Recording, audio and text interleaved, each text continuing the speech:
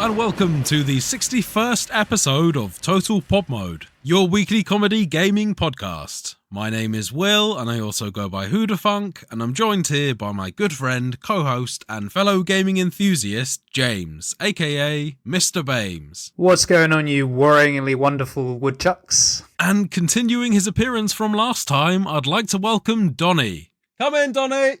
Why'd you keep making him wait outside, man? No reason, but he doesn't seem to mind. Alright, Donny. Looking very fetching this evening. Come on, man, we've been over this. He doesn't like being spoken to. Oh, yeah, sorry, man. I still haven't gotten used to that. It is a little weird, you know? Yeah, each to their own, I guess. Anyway, over the last week, I've discovered that not only does Donny offer protection from miscellaneous magic-powered beings, he also does physical therapy things on the side as well. Oh, jeez.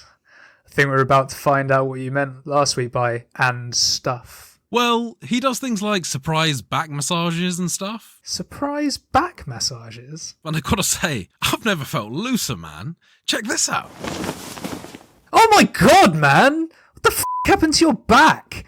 It looks like someone beat you with a hammer! Yeah, a therapy hammer. I suppose you haven't heard of those? Look, he even does impromptu foot spas. Impromptu foot spas? Looking fresh. God damn, man, why don't you have any toes? They're just all burnt nubbins in there. I'll admit, it was a little painful at first, but I've kind of grown to like it, actually. It's more aerodynamic, and I've gone down 3 whole shoe sizes. I can finally wear what I want without those hideous clown feet. Well, congratulations, I guess. You now have tiny, petite, hideous, mangled, burnt feet instead. And when it's done, Donny actually finishes the session off with a reverse hot towel on the face. Reverse hot towel? Although I can't do too many of those, they get a little intense. Okay, man, you're going to have to explain this to me. How could a hot towel on the face be intense? Well, like I said, it's a reverse hot towel. So it's in fact just a cold towel over my face and Donny just splashes me with water. Oh, right. So it's intense on account of... Not being able to breathe. Not being able to breathe. There it is. Well, I gotta say, man, that sounds a whole lot like waterboarding. It also sounds like you seriously need some help. No way, man. Me and Donny are still all good. Right, Donny? Oh, man, if looks could kill. You forget he doesn't like being spoken to? Oh, yeah. Oh, that's definitely going to cost me another little spa session later tonight. So you know it's a punishment? No! Well, yeah. Can we just move on? I don't like the way Donny's looking at me. Yeah, man, whatever you say. Let's move on. We're already behind schedule here. Coming up this episode, we've got our weekly regular games catch-up, followed by the weekly gaming news, where we talk more resignations and cybersecurity issues in the world of gaming. Not again. And we finish the news with a much-needed Mortal Kombat update. At the end of the episode, we reach the games challenge, where this week I took on the challenge set by James. But before all of that, let's roll out the socials. You can, as always, find the podcast on Spotify, Apple Podcasts, and pretty much anywhere else you get your podcasts by searching for Total Pop Mode. We also post regular video content of our playthroughs, stream highlights, as well as the podcast on our YouTube channel, Total Pod Mode. You can also find us on X by searching for @TotalPopMode, or one word. And whilst you're there, you can find me at Mr. Bames, and I'm also on Twitch under twitch.tv/MrBames_TPM. And you can find me at Hoodafunk on X, and I'm also on Twitch under twitch.tv/Hoodafunk. Okay, man, it's time to crack on with the catch-up. What have you been playing this week? Take a wild, wild guess. Yeah, it wouldn't be Wolong, would it? No, it actually wouldn't. No. Oh, it wouldn't be Dark Souls? No, it wouldn't. No? What the hell, man? Am I getting you're warmer? terrible at this game. It has to be Lies of P then. Why'd you go to Dark Souls? Like, I love Dark Souls, but not for now anyway. Maybe soon. But there you go. Well, that's exactly why I went for Dark Souls. I feel like that's always one that you're kind of on the brink of busting out again. Well, Lords of the Fallen is out, well, now at the time of you're probably listening to it, but the time of recording it's out tomorrow, so that's probably next on the list. Right, fair enough. And as a result, if I want to 100% Lies of P, I kind of need to get cracking. Ringing out the last few achievements before you move on. Well, yeah, exactly. And if I'm going to have the best chance of doing it, I need my timing to be in, which it is at the moment. So yeah, just cracked on with that. I finished my second playthrough, my advanced one. That was really fun in the end. The second ending that I got was a lot more like demoralizing than the first ending I got. All right, okay. Yeah. Is it considered the kind of better ending, or was that the bad ending? Is that kind of agreed upon as the bad ending? I think I got the bad ending. Right, fair enough. I Okay. can say this without spoiling it, that I got the ending where I stayed more puppet than human. Like, that was the play style, which ironically is the honesty playthrough. So Yeah, that's right. that says a lot about humans, right? This game kind of explores that whole thing about the fact that lying in and of itself is a human trait. Yeah, and the good ending is the lie ending. Right. Go figure. Turning towards humanity and lying your ass off. Yeah, I think it's also because white lies are sort of used in this game to sort of make people feel good. Okay, right, okay, yeah. So it's whether that's a look on wider society or not, I don't know. But the simple fact is, I just really fucking love this game. Did you notice the focus on elements and the weapons? Did you find that actually paid off in comparison to your first playthrough? I know that you were kind of taking it down a more elemental path this time. Did that make it easier? Did it make it harder? It made it easier in the sense of you can proc enemies with element effects a lot more often, but probably harder in terms of raw damage. Yeah, okay. Raw damage, physical weapons that you can scale a lot better with technique or motivity are better, but on the whole, the elemental weapons are very usable and a lot more fun in my opinion. Which is why that as soon as I finished that playthrough, I started my New Game Plus run again. Okay. And I actually started specking into Advance in that one so that I can do a hybrid of the two play styles. Sure thing. And it's very fun. I'm about 2/3 the way through the game, very close to finishing that, and that will get me the last ending I need, and hopefully will get me the last achievement where I just need to collect a load of gold records. I think I've got most of them, so really enjoying it. Can't recommend this game enough to any Souls-like fans out there, any Sekiro fans. It's wicked. And I'm hoping that I get as much enjoyment out of Lords of the Fallen when I play that, because I have high hopes for that game as well. But it's got a huge task to beat how I feel about this game. Big boost to fill. Exactly. I've seen the marketing for Lords of the Fallen ramping up quite a bit now, significantly.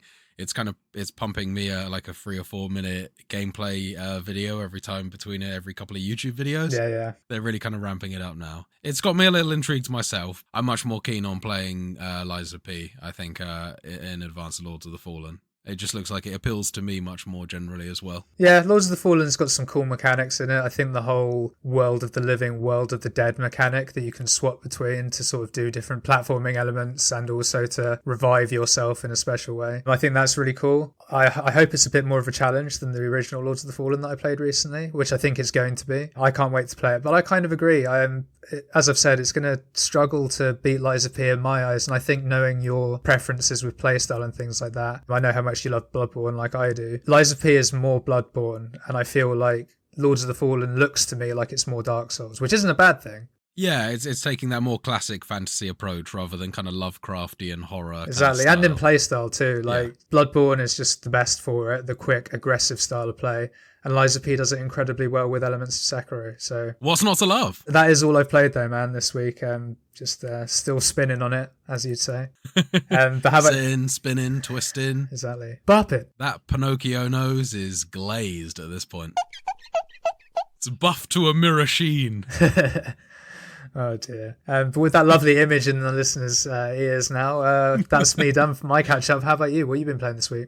So this week I'm going to keep it short. I have played quite a number of different games. I've been kind of really hopping around. But the main one that I want to focus on talking about is Resident Evil 4. I think it was kind of, the challenge kind of spurred me on. And I was thinking, do you know what? I'm really enjoying playing Resident Evil again. I really want to kind of get back in and play some of the other titles. And I almost jumped back into Resident Evil 2 Remake. And I almost actually, for the first time, tried out Resident Evil 3 Remake, but I figured no, I have to go back and do Resident Evil 4 first before I start any more playthroughs as well. I've got the challenge running and I've got Resident Evil 4 Remake running. That's enough Resident Evil playthroughs for 1 week at least. I think that's probably a wise decision given that it's taking you a very long time to finish that game. It has. It's taken me an inordinate amount of time to finish this game. Have you finished it then? That sounds like you may have finished it then. No, I haven't. No. I still haven't finished it. That was probably a little bit misleading, but I did finish the castle section of the game, which is what I would consider the kind of the second third of the game, and the kind of the last third of the game being the island.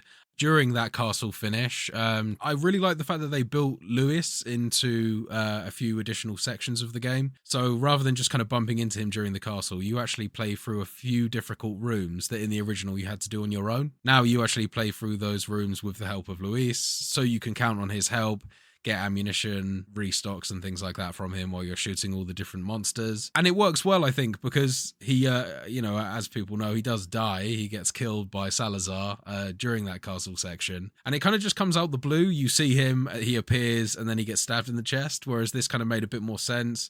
You had a bit more of a concept of them developing some sort of relationship, or at least some sort of like getting along with each other, like a rapport with each other, before he suddenly gets whacked. So yeah, it makes a lot of sense. And those sections were really enjoyable, and they worked well with a massive increase to the amount of enemies in the area. Nice. And I also did a couple of boss fights, actually a few boss fights. We'll start with Krauser, but you don't actually do that Krauser fight proper until you get to the island. Yeah. But you might remember that there is a QTE section. Yeah, in a dark room. At a certain point. Yeah, exactly that.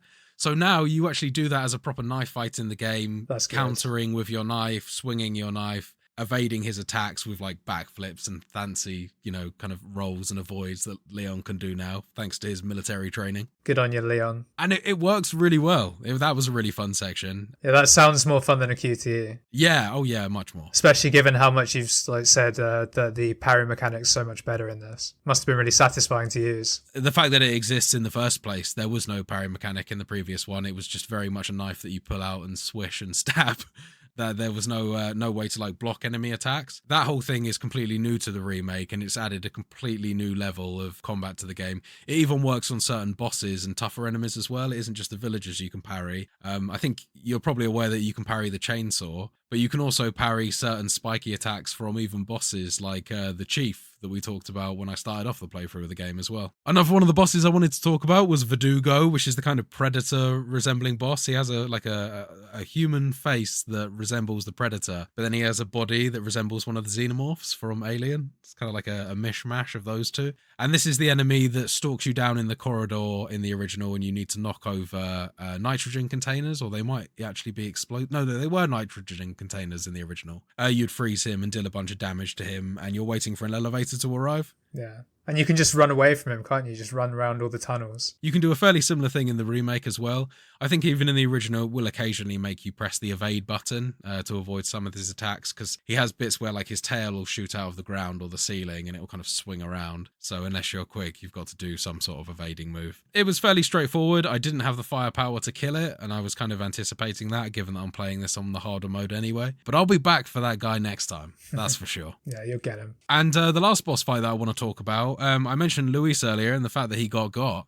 The guy that got him was Ramon Salazar, and that is the boss that you fight very shortly after Luis gets killed. So he's no longer immobile in this one. He is actually like a moving entity that darts around the room, and you have like maybe like a repeated figure of eight. There's 2 figure of eights in terms of you can run around. There's an under, there's an over, there's various items in there that you can pick up, but it's essentially just a big paved arena that you need to run around avoiding him, because he will chase you up and down.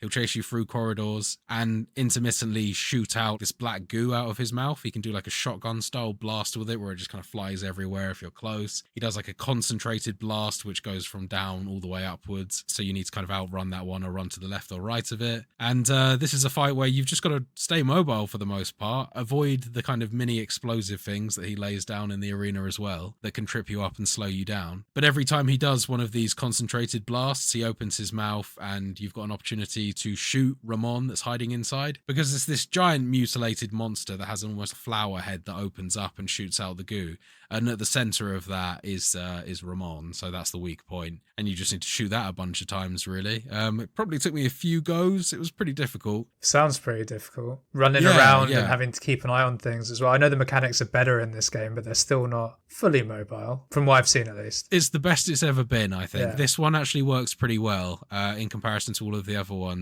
There still isn't maneuverability options like a dodge that you can just pull out by pressing a button. Those are very much context sensitive. It's sensitive to context. So for the most part, during these liquid gushes and things, you just had to kind of run around them. There wasn't really a way to easily dodge them. You just had to keep moving at all times. And at certain points, he would attach to the ceiling and just kind of shoot a jet down. And there was a couple places on the arena that you could hide that had a ceiling underneath them. So, I mean, it's still pretty standard boss fare, but I think that it's an improvement. Most of these boss fights that I've played so far actually are an improvement on the original ones in a lot of ways. That is good to hear. It sounds different enough to be interesting, but still the essence of the original fight. I did beat it. I emerged victorious. Ashley got kidnapped away by Krauser to the island, so I'm pursuing them down. And I'm on my way there to hopefully rescue the president's daughter and complete the game. Might even actually find time to do that at some point during this week. Who knows? But that's about me for this week, man. Like I said, I have been kind of dabbling in a few other things as well. I think it's time that we move on to the gaming news.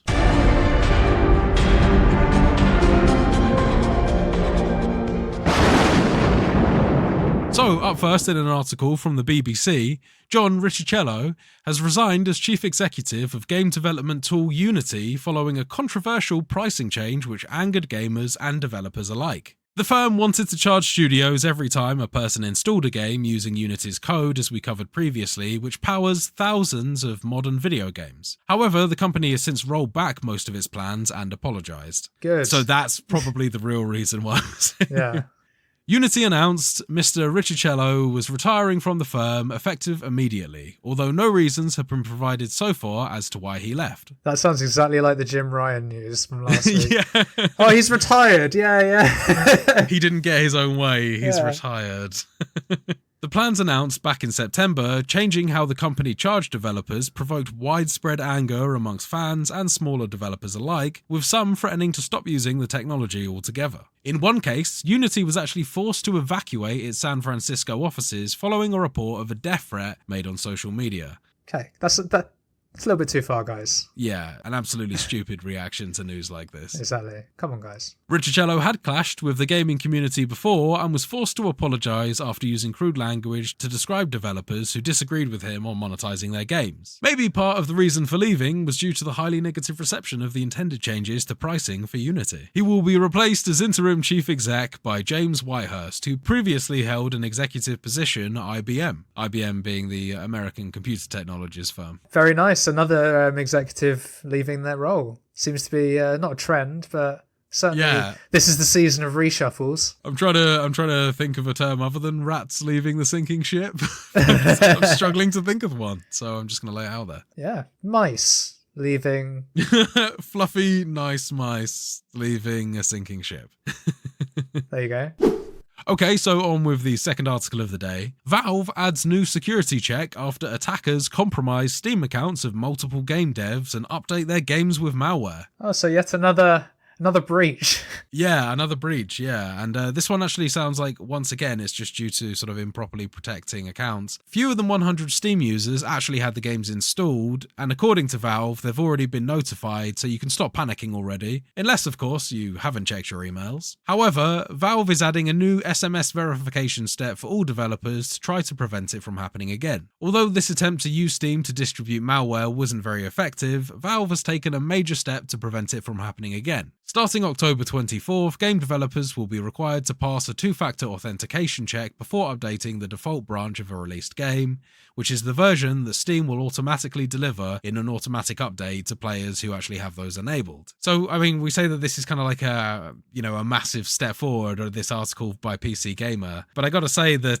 this is really just instituting two-factor authentication for all developers. It's kind of one of the most basic security procedures that most companies have now. It's pretty much everything has two-factor, just so that you can't get into an account with a password. And it seems kind of surprising, actually, that developer accounts and things are actually allowed to have that without a password. It seems like if they were to get that password leaked, going by this article, it sounds like you could just kind of upload malware into extremely popular games if you were to get hold of that specific password for that specific developer account. Yeah, so good on Valve for catching it early and not letting it get to more than 100 people, I guess. Yeah. Well, I mean, it's kind of a pretty expected response. And I would imagine the larger developers probably already did have two-factor authentication enabled. I think this is just a case of smaller developers, probably likely with less reach, not having that kind of security savvy, extra thinking to stick on two-factor authentication. Yeah, and so it's good now that it's compulsory, and hopefully we'll never hear of anything like this again, at least not for these reasons. Yeah, but it does kind of like spark a little bit of it. Imagine if someone did get hold of a, like a large-scale game and was able to upload malware to the update files. That would actually have pretty potentially large consequences for a large group of people. Imagine if like the Activision account got hacked and Warzone was infected with some sort of malware. Yeah, but as you've just said there, the big companies will almost certainly have two-factor, so it probably two-factor and probably some additional stuff as well. But hypothetically, you're right. We have heard of recent breaches from large companies as well, albeit that that actually was due to lapse cybersecurity implementations. But it definitely has the potential to happen. And it's something that I hadn't even really considered. And yet another reason in the back of my head to disable automatic updates on my games. I think I can probably do without those, given this news. Already have it disabled. According to messages sent to PC Gamer by Valve, this incident hasn't been the only attempt to gain illegitimate access to Steam partner accounts. Valve says it's seen an uptick in sophisticated attacks targeting the accounts of developers who release games on Steam.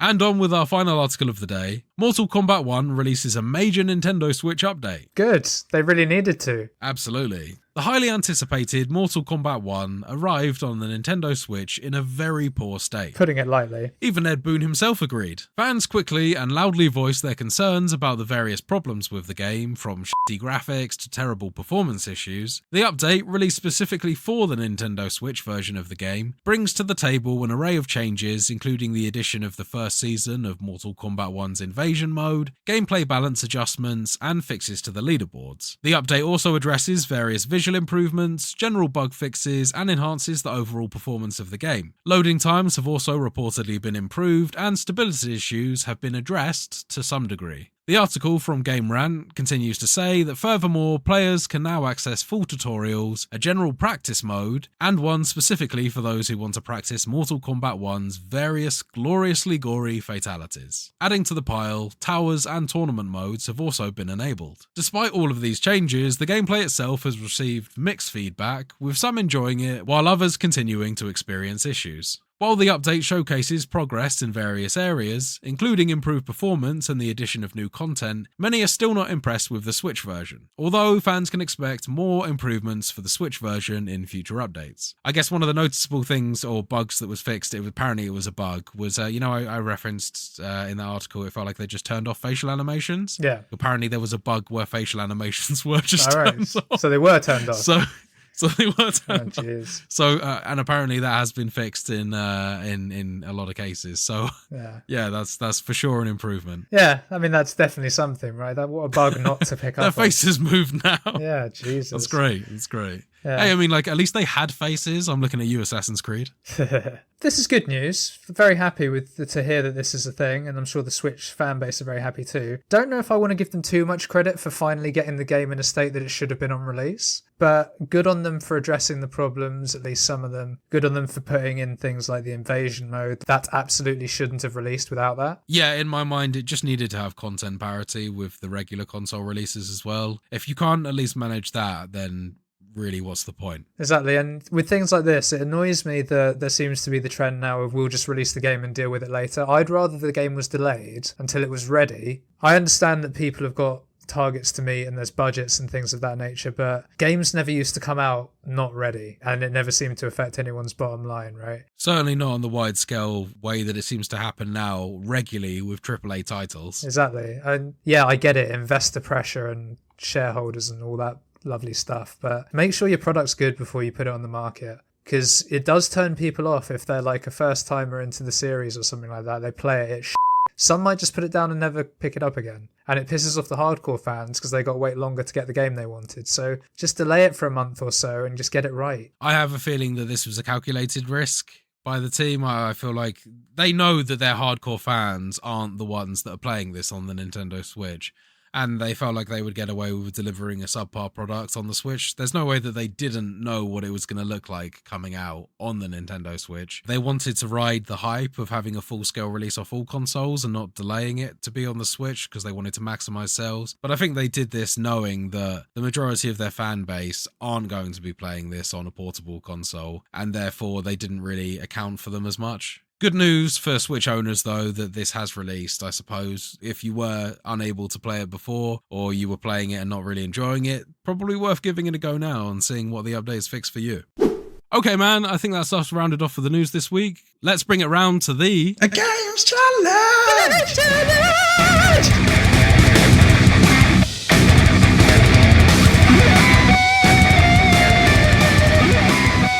So this week, if listeners will remember, James set me the challenge of completing Resident Evil 1 on hard mode using only my knife. That I did. And I picked this because it's a game that Will knows well, at least the story in theory. There's the remake, so he doesn't know it quite as well as the originals. And I was aware that it was a challenge that he'd never done before by himself, so... Take it away, man. How'd you get on? Well, first of all, I'd like to say that I had a great time doing this challenge throughout the week, and if listeners want to go check it out, it is actually available on both YouTube and my Twitch channel on the video on demand section, so you can actually go check out how I got on for yourselves. But don't do that now. Finish listening Don't first. do that now. Yeah. Finish the pod first. Yeah. Finish the pod first, and then go and watch it. Yeah. We see you. Don't just be going, oh, yeah, I don't need to listen to this now. I can just go watch this No, listen to it and then watch. Or watch, come back, listen, and then watch it again. Exactly, yeah. Listen to it twice, watch the video twice, go back, watch some of our back catalogue, leave a like, comment, Yo-yo subscribe effect. if you haven't already. You know the deal. Yeah. You know the deal. So I figured I'd probably set the scene a little bit off top on this. So on July 24th, 1998, when a series of bizarre murders occur on the outskirts of the fictional Midwestern town of Raccoon City, the Raccoon City's police department's STARS team are assigned to investigate. After contact with Bravo team is lost, Alpha team is sent to investigate their disappearance. Alpha team locates Bravo team's crashed helicopter and land at the site, where they are suddenly attacked by a pack of monstrous dogs, also known as Cerberuses. After Alpha team's helicopter pilot, Brad Vickers, panics and takes off alone. Cowardly Brad! No! Don't go! The remaining members of the team, Chris Redfield, Jill Valentine, the character I played for this playthrough, Albert Wesker and Barry Burton, are forced to seek refuge in a nearby abandoned mansion. Depending on which character the player chooses to assume control of, either Barry or Chris are separated from the rest of the team during the chase and do not make it into the mansion. So in this case, it was Chris who went missing because I chose Jill, who was assisted by Barry throughout the playthrough. And that bastard Wesker does nothing. I wonder why. He disappears pretty quickly, yeah. He's very mysteriously and suddenly disappears. I wonder if he comes back as the boss of one of the games later. You guys go over there for a bit and do some stuff while I check out here. I'll just wait around here and do nothing, and just don't worry, I'll be here when you get back. Then I'm certainly not doing anything evil.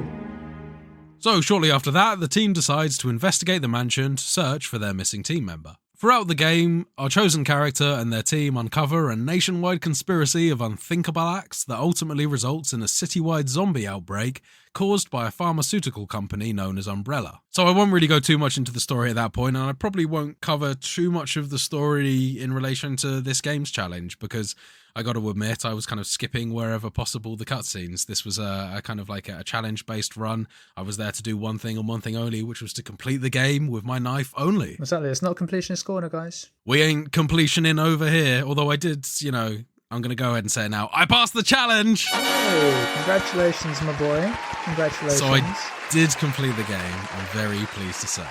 Very nice. Kind of came out of nowhere, that announcement there. I kind of hadn't quite decided in my mind where I was going to drop that, so I just kind of did it off the cuff. There you go. Kill any suspense, and now the people that were going to listen before they checked out your playthrough are just going to be like, oh, it, we'll do neither now. Well, we'll get into some of the details now to make it kind of worthwhile for some of the Exactly. listeners. Talk to me. Tell me how you got on. What were the initial challenges you found? Things of that nature. Go for it. So, initial challenges in the game were absolutely just dealing with the fact that the knife is completely useless in the game. You call that a knife? This is a knife. That's not a knife, that's a spoon. It takes so many hits to defeat a single zombie, a single regular zombie in the game. How many hits we talking? Like 15, 20 or? Yeah, kind of around that number or more. More in a lot of cases as well, because certain zombies just have weird longer health bars, I think. If it's 15 to 20 on the sort of standard mob zombie, then on some of the elites, it's going to be 40 plus. Yeah, exactly. Yeah. It's just completely undoable.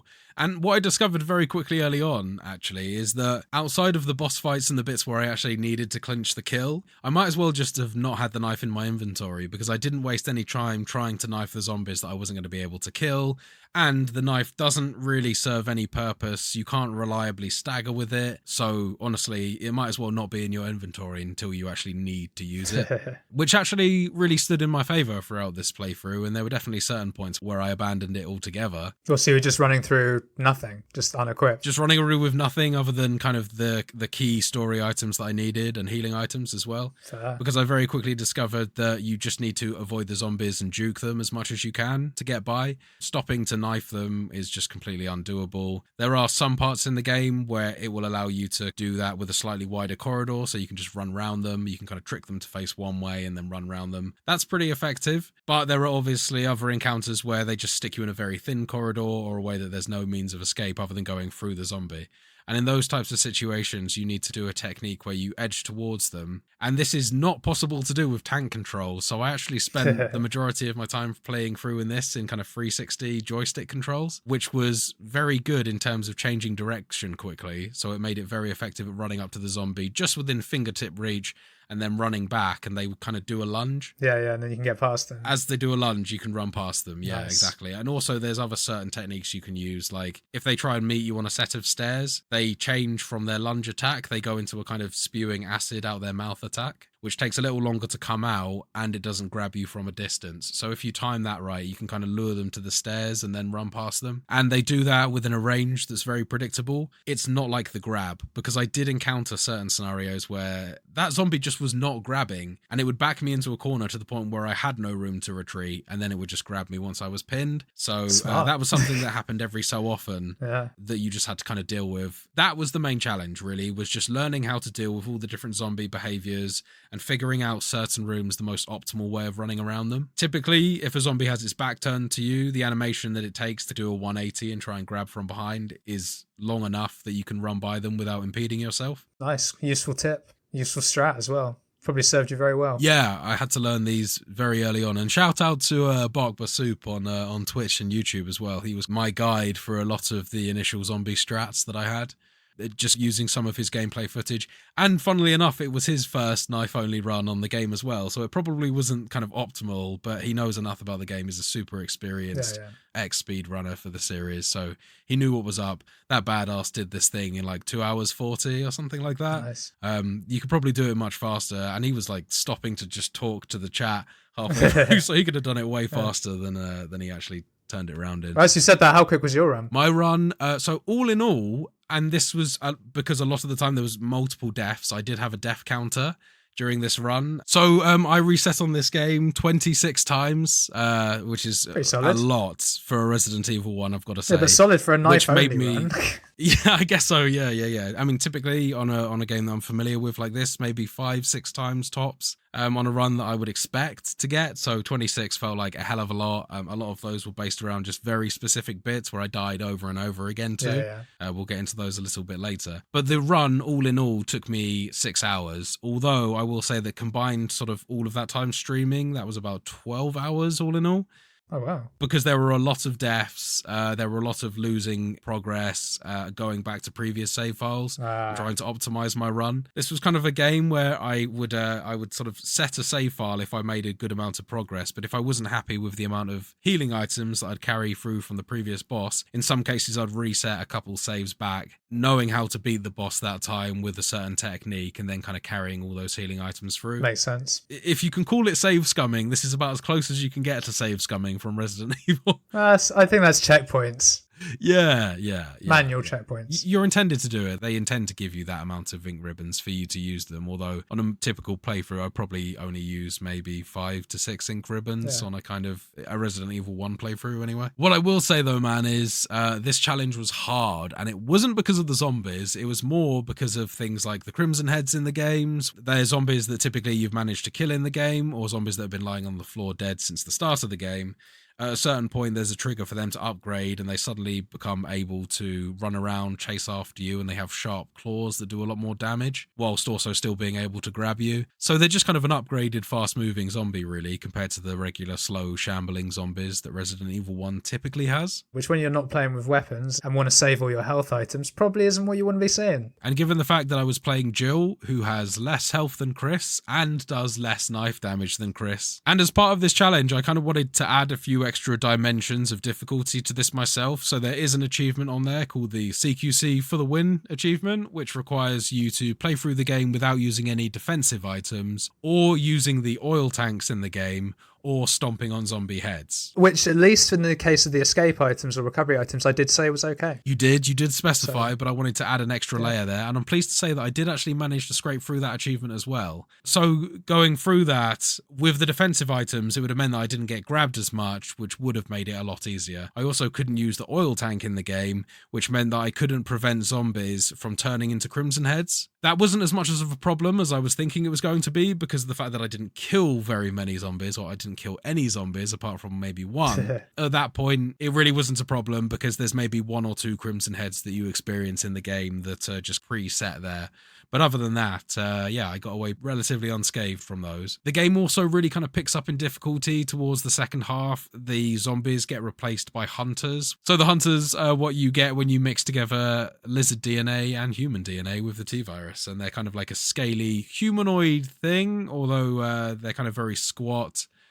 They look a bit like a large frog with very sharp claws that's capable of standing on its hind legs and running and jumping at very high speeds. They're kind of like a mixture of the Cerberus in the game, which are the kind of the runny dogs, except that they're way more deadly, and they do have a special move where they can kind of do a jump and a slash, which is capable of beheading you if you're at low health. And they're also very agile. They can do stuff that zombies can't do, like for instance, if you're running around one on a staircase, and this cost me quite a few deaths in the playthrough. I think it probably will be around part 2 or 3 of the Twitch streams. You'll see that I was struggling with one hunter in particular. I was able to get past him, start running up the stairs, at which point he just jumped from the ground floor to halfway up the staircase and stood in front of me again. So at that point, you're kind of just stuck in that room, really. There's not really much you can do there. So I think that cost me kind of just a small handful of quick succession deaths as well towards the end. Sounds like unlucky RNG, though. Yeah, to be fair. And actually that plays a huge amount of the way into this game in terms of how successful your run's going to be. Certainly for how fast your run's going to be anyway. Because of things like the fact that zombies can sometimes decide to not lunge at you and then trap you in a corner and grab you. Or sometimes zombies will try to grab you, which you can then juke, and then immediately afterwards they'll try and grab you again, which they don't often do, but it does just sometimes happen. So yeah, there is definitely RNG in here, absolutely, exactly, in terms of the way that certain enemies behave. Zombies don't really behave predictably either sometimes. You can walk into a room sometimes and the zombie's like weirdly kind of wandering into a wall looking around. Then you come back in the next time and he's like facing you dead on, you know, kind of staring you down. So there's all sorts of weirdness that can go on. That can even be affected by just the fact that you walk into the room and then don't do anything for 5 seconds. Sometimes that can kind of make it easier for wandering zombies to wander off in the wrong direction because they are guided towards you by the sound of footsteps in the game. So there is that to take into account as well. You can kind of trick zombies and make rooms easier by sometimes pausing, or by sometimes, if you're running down a long corridor, you can quickly nip into another room, which deloads the corridor, and then you can go back into the corridor and it's essentially reset it back to where the zombies spawn, which makes it easier to traverse. Right. There is loads and loads of techniques that I had to kind of get down and understand, and kind of like had a better understanding of how the game worked by the end of this as well, just in order to try and scavenge enough health packs to get through all of the main mobs in the game as well as the bosses, which I think it's about time that we got onto now. I was going to say, yeah, I figured this run would be more of a boss rush style run because I thought you'd probably be running past most things. Even more so when you said at the start 15 to 20 hits per standard mob. And like I said, it does seem to be pretty random in terms of how you stagger them as well. A knife swing isn't a guaranteed stagger by any means, and even several knife swings things doesn't really feel like you're building towards a stagger either. So yeah, I think that it's just kind of luck of the draw, or at least it's so rare that it happens that it feels like luck of the draw. I mean, I can't insist enough that if anyone's thinking about getting into the Resident Evil titles, like, do not think that this is going to be a fun game to get into for a little knife only playthrough. Like, this isn't that. The knife is an absolute jip, and you should only be prepared to do a knife only run if you're either familiar with the games or you're a glutton for punishment, I'll be honest. So, as I mentioned, let's get on to the bosses. I'll take them through in order. So Yawn is a very strange name for the first boss in the game, which is just a giant snake. And I can only assume that it's just a T-virus mixed with snake DNA. Yeah, a big mouth. Is that why it's called Yawn? Yeah, I guess so. Yeah, I mean, snakes do yawn, I guess. They open their mouths and yawn. I've seen a snake yawn before. So, You used to have a pet snake. Shouts to Tiger, rest in peace. Sometimes they kind of do that to like size up the prey that they want to eat as well. They kind of do it to be like, can I put that in? I think I can put that in. So the initial yawn in this fight is pretty straightforward actually. Although I didn't save one of my buddies at the start of this, so I didn't have him running in to help me out. But because I didn't help out my buddy, he didn't come save me halfway through the boss fight. So this was one where actually you don't really need to engage with. It's not the true boss fight. There is another yawn fight down the way. So in this instance, I just kind of ran in, grabbed the item that I needed and ran out again. I think it is possible to actually defeat him in that fight. However, the moment I found out that door wasn't locked, I was out of there. There was no way I was going to stick around and try and knife it. I was going to save that challenge for later. If you kill him in the first fight, do you have the second fight? Yeah, if you kill him in the first fight, he just runs off. Oh, right, so you don't actually kill him. No, yeah, you just beat him. Yeah. Nice, so it sounds like you got a quick getaway, nice and easy. Yeah, absolutely. And that gave me the final key item that I needed to progress the last bit of the puzzle. The main first boss of the game, the one that you actually need to beat, you're locked in and you have to beat him, also happens to be what I want to say is the most challenging boss fight in the entire game. I was going to say, off pod, you did tell me that this was the one that you were probably the most worried about. Yeah. Because we had the conversation that it's good that it's near the start of the game because at least you can reset and there's not too much challenge, and you came with the counterpoint. Yeah, that's true, but it also means I've got finite resources before this fight. Yes. Yeah, exactly that. And also it's going to be super embarrassing if I die to this guy. And the only boss that I had prior to that one, I could have actually just run away from. Yeah, exactly. The challenge ended here. I had one boss fight I could have won and I ran. That's what chat was telling me while I was playing through the game. I was asking like, what do you think? How do you think I'm going to do on this? And I was getting messages from Liam saying that this is the end of the run right here. Oh, wow. Damn. Like, did you die a lot to this guy? Was this most of your death count? No, it wasn't most of my death count, but it definitely made me reset in terms of this was my first big step back where I needed to go, right, I just don't have enough healing items for this. Oh, wow. Time to hit it back and go, from significantly earlier on in the game and try and stockpile and use everything I've learned so far. I just wasn't able to do it with so few healing items. I think I first came into it with 2 full healing items, and it just wasn't enough. I think I needed to come in with almost an entirely full inventory. So that's all, 8 slots? It's 8 slots, but the other thing to this challenge is that you need 4 death masks that you need to put in place before this boss will trigger. So I was faced with this difficulty where I needed to go there. I couldn't go there with a full inventory of healing items unless I went there, placed 3 of the death masks, came all the way back, got all of my healing items that I needed, and then placed the 4th and final death mask to trigger the boss fight, and then obviously you've just got that one empty inventory slot. Yeah, but so you still max is 7, basically. 6, I think it was 6, because I still have my knife in my inventory as well. Oh, of course, the knife. Yeah, Jesus. 5 or 6 healing items I needed, and I needed them all. I'll tell you, when I finally beat him, it was such a great moment. Like even watching it back for me, I was like really happy with how I did. But I was down to danger health, which is the worst situation you can be in, and finally managed to do it. But I had no healing items left, so I kind of shot myself in the foot there. Yeah, that was a very, very tough boss fight, and I came very, very close to just doing a full reset at that point, just to see that if I could do it better. See if I could make it through, but I was able to pull through, I think, on that save. And what makes it tough? What's the fight like? It's an Elder Crimson Head, which is a fast-moving zombie with claws, as I mentioned earlier. But this guy just does, I think he does more damage. He has various different moves, including a grab, and he has a bunch more health than a regular zombie or Crimson Head in the game. Yeah, the technique is essentially just running around in circles and trying to get him to just follow you around in a circle, and you end up kind of chasing him. But you need to bait him into doing a certain kind of attack. He does a front grab, which is no good, but he does a forward swing with one of his arms. And whenever he does that, there's usually a window that you can run around behind him, aim down and stab him. And the reason why you aim down and stab, I think, is because aiming down and stabbing is faster than aiming forward and stabbing. So you might have a window for getting another one off, or you might give yourself just that kind of half a second longer to run away before he turns around and spanks you again. Fair. He also has a move where he kind of does a 180 and swings behind him. As I mentioned earlier, if you stand behind a zombie, their swinging around grabbing animation is slow enough that they don't usually hit. But this guy has a kind of reach around... What your ass say?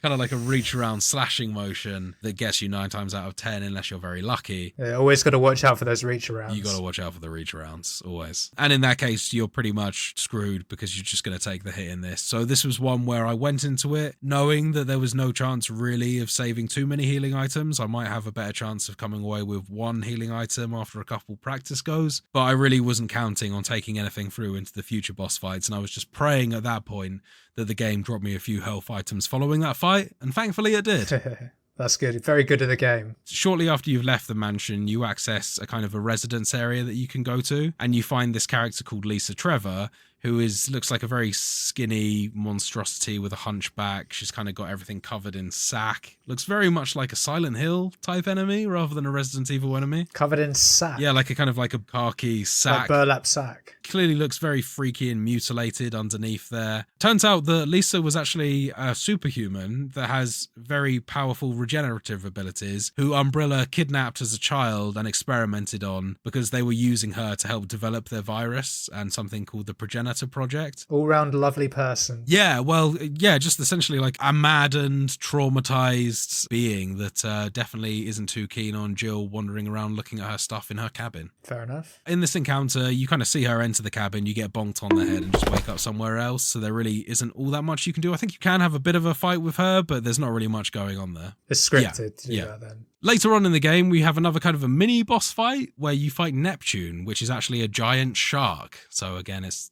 pretty self-explanatory. They just jammed a bunch of T-virus in a shark and saw what happened. It's science. Well, turns out it makes a giant shark. Much like it made a giant snake, it also made a giant shark. Yeah, shouts to the giant alligator in Resident Evil 2. Yeah, exactly right. Yeah, they kind of kept that theme going. There's quite a few animal-themed T-virus creations. And even from like the last Plagas Resident Evil stuff, I think in Resident Evil 5, they have like a giant bat enemy as well. And shouts to the lake monster. There's a giant moth enemy, I think, in Resident Evil 0 as well. They went all over the place. Oh, really? Yeah.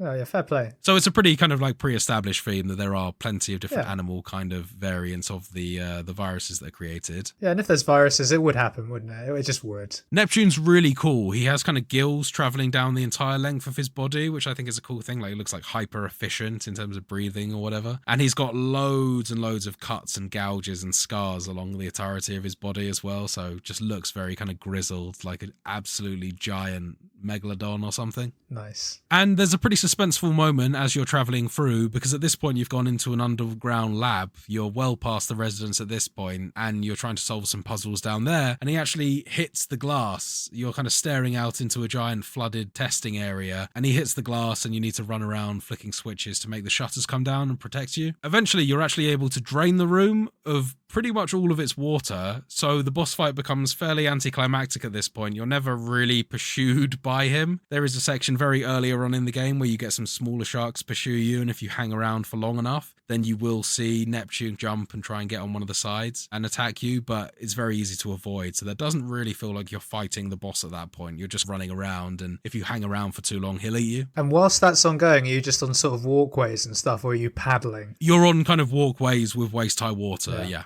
Yeah, it's kind of one of those situations, like a flooded room, but you're on the upper level of it, so you're not completely submerged. But you do eventually manage to drain the entire room, so you've just got like knee-level water on the ground level, at which point Neptune is unable to swim, and you assume he dies. And I assumed he died at that point. He didn't really seem to be moving or doing much of anything. Oh yeah, sharks can't breathe without water, famously. But it's just a weird situation where he was kind of lying there not really doing anything. And this feels a little sadistic on Jill's part. You kind of wade your way through the water, you find an electrical panel, you charge it with electricity, and then push it into the water to fry him. Oh, wow. Add insult to injury. This was something that took me a couple goes to get. on my playthrough on the stream because I was confused why I had to do anything. He was just kind of standing there not doing anything. And it wasn't until I kind of jammed myself in a corner that the cutscene activated where he kind of tried to bite me, and then I figured out what I needed to do. Right. So again, like this is a lot sounding like the last couple of boss fights haven't really been very knife heavy at all. They're kind of more like puzzle gimmick bosses sort of things.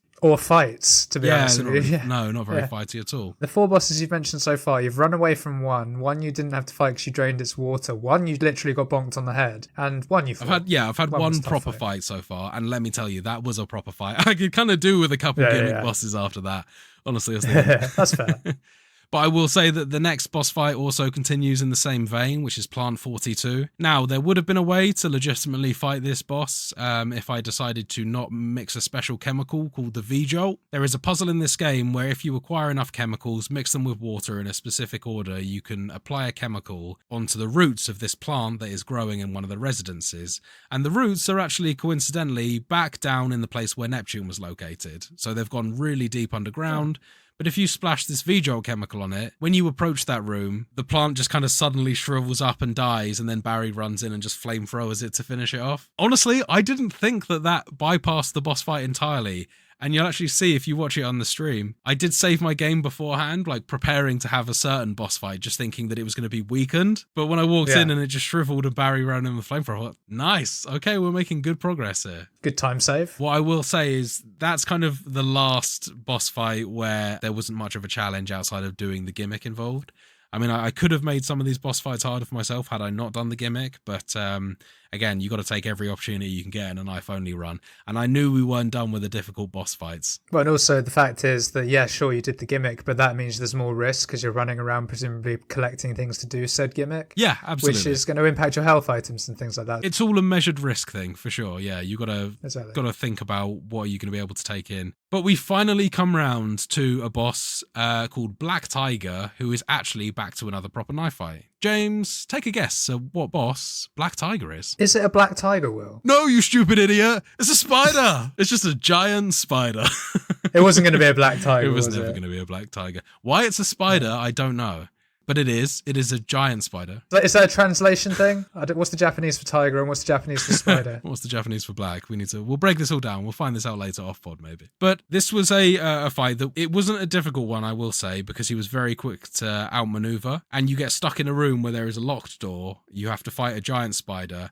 And by giant, I mean like a giant one, because there are also regular giant spiders in this game that are the size of like a very, very large dog. But then you've also got like the giant spider, which is the size of 4 very large horses, if you follow my metric. Maybe even bigger. You got the Skyrim spider on one hand, and then you got f***ing Shelob on the other. Yeah, yes, right, perfect example. Yeah, there you go. Thank you, James. That's much better metrics. So fighting that boss, it was just a case of circling it and trying to avoid getting poisoned from the spider that was crawling around on the ceiling. But it really wasn't too difficult, because as long as you kept moving, which you had to do anyway to avoid the spider turning around to face you, you wouldn't be in the position to get acided on or poisoned by the ceiling spider. Pretty straightforward boss fight, following all of the mechanics that I learned before, stabbing downwards, getting the quick attacks, and not getting greedy. 1 stab at maximum, and then run, then 1 stab. Took a while, but I did it. Booty slapping, all from behind. Absolutely, that big old juicy spider booty. So after defeating the spider, we emerge back from the research lab and we head back to the mansion again, just in time to fight Yawn in his final form. Final form? Oh, is he switched out then? Well, no, I mean, he's just appeared again in a library, doing the same shit, you know. Looking more pissed, baby. Looking much more pissed, and with a lot more room to move around in this boss fight room as well. Right. There's a couple of different ways you can do this, and he has a couple of different attacks. He has an attack where he just slivers with his head flat on the floor, and he'll just do a kind of like a large sweeping bite forward, which is pretty quick to come out. He also has another mode where he'll kind of stand up on his head like a cobra and sliver around. At that point, he does a much heavier damage attack, where his kind of head is in the air and he'll kind of swoop down and knock you over. And he also has a wider reach on that as well, so you have to be careful where you stand. Yeah. But being a Snake, and the fact that he's programmed kind of to operate a bit like that old mobile game Snake, where his body has to follow a specific route. Right. It's very easy to predict where he's going to be, and it's very easy to stay in his back portion while being able to follow him, because as long as you stay by his tail, it's unlikely, unless he does a complete curl around on himself, that his head's going to be anywhere anywhere near you. So you need to kind of bait him into moving in specific ways and get the stabs whilst hanging around his tail. So once again, booty slapping away to victory. Always. Yeah, pretty much all of the boss fights in this are always going to be booty slaps because you got to stab down and you got to stab from behind. Stabbing in front is just going to get you bitten. So life lesson for all you fellas out there.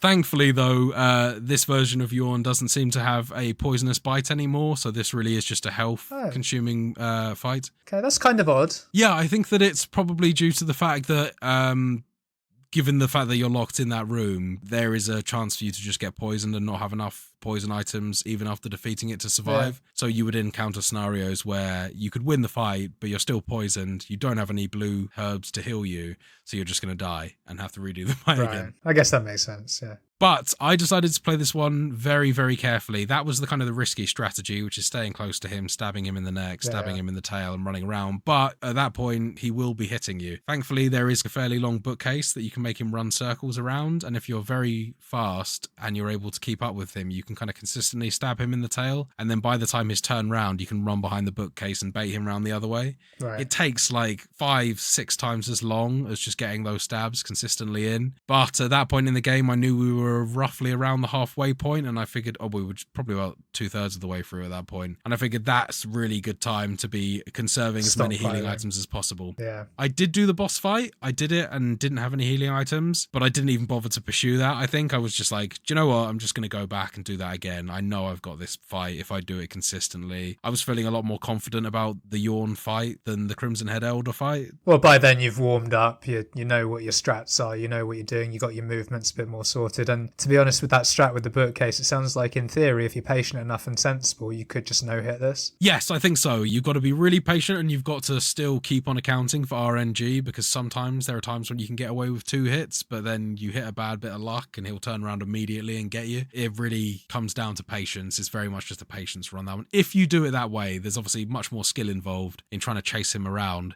but I wasn't ready to sacrifice those green herbs just yet. That's fair. The next boss fight on the menu is not really a knife fight. This is the Lisa Trevor 2 fight. And at this point in the game, she is running around in the arena. You can fight her with your knife, but as I explained before, she's kind of a superhuman who's also been souped up by Umbrella research as well. So a knife, a gun, all of these things are very ineffective against her. I don't even know where it's actually possible to defeat her with bullets in this game. The trick for this boss fight is to essentially shift, I think, 4 or 5 different weighted stones off of a platform whilst she pursues you around. And it's quite a tight battle arena, and she is quite agile. She can jump around and hit you. You can probably make this easier by using weapons to slow her down and to stagger her. This was very much a case of just needing to bait her as far away from possible from the stone that I intended on using, and then running over there and hoping she got confused. Yeah. After you knock all of these stones off, it lifts up a tomb, and I think the remains of her mother is inside, and she kind of like just picks up the skull from the tomb and then jumps off the ledge, killing herself. Don't really know what that's about.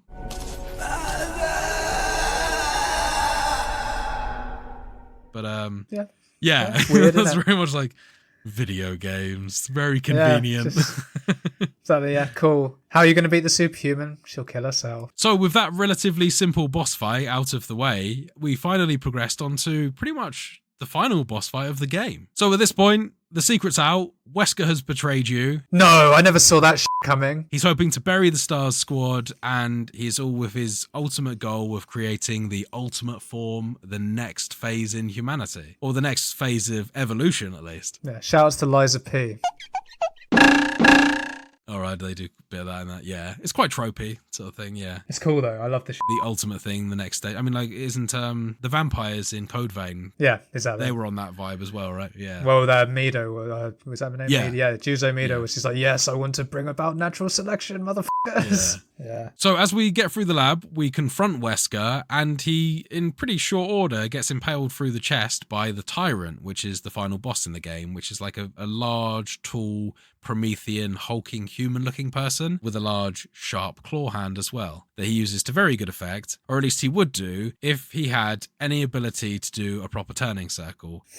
Because he does a very, very slow 180 turnaround. He did get me, I think, twice with some pretty good moves, and he does a lot of damage when he does them, so it caught me off guard. But I did manage to get into this pretty good rhythm on my second or third attempt, where I kept on going behind him and stabbing him in the back, and the time that it takes him to reorient himself, you're already around behind him. Yeah. The main difficulty with this boss fight was the camera angles, and actually I was having a lot of difficulty with the camera angles here, because as I mentioned before, I kind of abandoned tank controls in this game, which would have made the camera angles a lot more bearable, because you're pressing in one direction and that character is always going in that one direction relative to where they're facing. So when the camera angle changes, just because you're pressing up, they're just going to be going forward regardless of where they're facing, rather than you press up and they're traveling north on the screen, but then the camera angle changes and what was north is now west. So if you suddenly press up again, you're now traveling again just upwards on the screen in a completely different direction. Yeah, because for those that don't know, Resident Evil just switches the camera angle every time you go into a new corridor, a new side of a room. Like, it just goes a bit all over the place. It's built for tank controls is the thing. So implementing this 360 thing, it was necessary to do for all of the juking that was involved, and particularly for the boss fights like this and the Crimson Head Elder, where I needed to kind of just consistently run in circles and get behind them quickly. Yeah. However, it was very difficult to do this boss fight until I figured out that right camera angle. That was the challenge here, was just what is the point in the room that has the biggest amount of ground space that I can cover without the camera angle changing. Yeah. Once I found that, and once I'd figured out his attacks, this one was not too bad either. So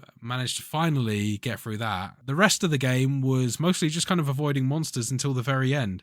There is a second Tyrant boss fight, however that only activates if you save Chris and Barry. I did neither in this playthrough. In fact, I actively sacrificed Barry just before the Lisa Trevor 2 boss fight, where he offers to help you. I took his gun and then he got knocked off the edge by Lisa, because at this point the game kind of leads you to believe that Barry is being very suspicious and he's kind of the mastermind behind it. Of course, it turns out to be Wesker, and Barry was just being controlled by Wesker. Wesker had Barry's wife and kids locked away somewhere or something like that. But Barry turns out not to be the bad guy. But I didn't even realize that this Tyrant 2 fight wasn't going to trigger if I didn't rescue them too. I just knew that I was probably getting the bad ending on this knife-only run regardless, and I was quite surprised when I found myself running out to the helipad, placing the homing beaker on, and I got picked up in a helicopter. Credits rolled. Jill, you did a fine job. Nice. This definitely wasn't an easy challenge. When I consider a regular performance for this game, I would probably say this game takes me around 5 to 6 hours to complete, with maybe around 5 to 6 continues. So going from that to 12 hours with 26 continues, I think that's pretty significant on a game that I've been playing since I was about 8 or 9 years old. Yeah. Revamped, I will say, and with a few tweaks and things here and there. This was a really fun time to play, but I was not anticipating going into this with quite as much challenge as I did. I had to do a lot of research to get this right as well. I say it took me 12 hours to get from start to finish with all the streaming involved. Add on maybe like another 3 to 4 hours of just researching and figuring out what I actually needed to do, figuring out which rooms were the best ones to go to and stuff like that. Yeah, makes sense. Routing, all that good stuff. Definitely needed to do some research though. More than I anticipated given my familiarity with the game. I'm glad you enjoyed it, man. That was the idea. Sounds like you've had a blast. You succeeded, which is always great. 3-all. You've drawn it level. Drawn it level for another week. Very good. Very good. Well, suppose I better get around to giving you your challenge for this week. See if he can sneak back ahead. James, your challenge this week is...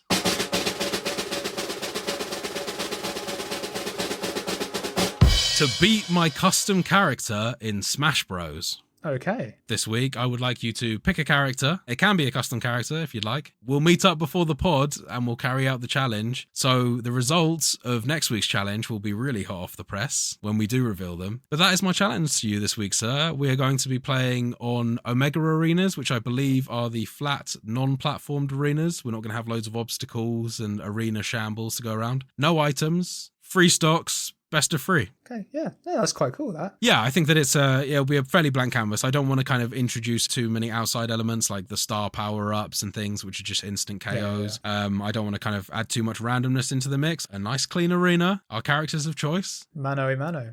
Mano y mano. May the best man win. No, very good. Nice challenge. I like it. This will be fun for me. Good luck to you. Do you have any characters that you think you might lean on particularly, or do you have anyone in mind? Did you have anyone that you previously played? Yes, but I'm not going to tell you. Not even for pod reasons. No, not even pod reasons, no, because then you could look up tactics how to stop them. Yes, I do have some characters in mind that I could use. I might look at creating my own, though, so that it's sort of my character versus your character, because I think that's a cool narrative. What I will say, when I played it on N64 back in the day, my mains were Captain Falcon, Donkey Kong, Mario/Luigi, depending on who I was fancying. And when I've played the small amount of Melee that I did, I used Ganondorf, even though he's basically a Captain Falcon clone. So those are probably in the mix. When I last played Ultima, I was using everyone because I was trying to unlock all the characters and things like that. And I feel like I had good times with some pretty random ones. Like Sonic, I had a really good time with.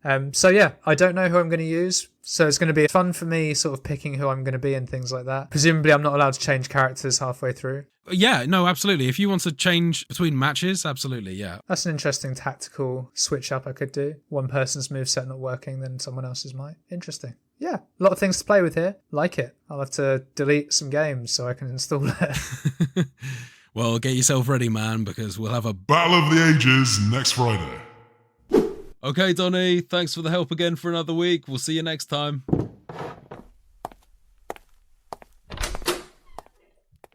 Okay, so with all that said, man, I think one last time for the people in the back, let's crack on with the socials. You can, as always, find the podcast on Spotify, Apple Podcasts, and pretty much anywhere else you get your podcasts by searching for Total Pop Mode. We also post regular video content of our playthroughs, stream highlights, as well as the podcast on our YouTube channel, Total Pod Mode. You can also find us on X by searching for @TotalPodMode, or one word. And whilst you're there, you can find me at Mr. Bames, and I'm also on Twitch under twitch.tv/MrBames_TPM.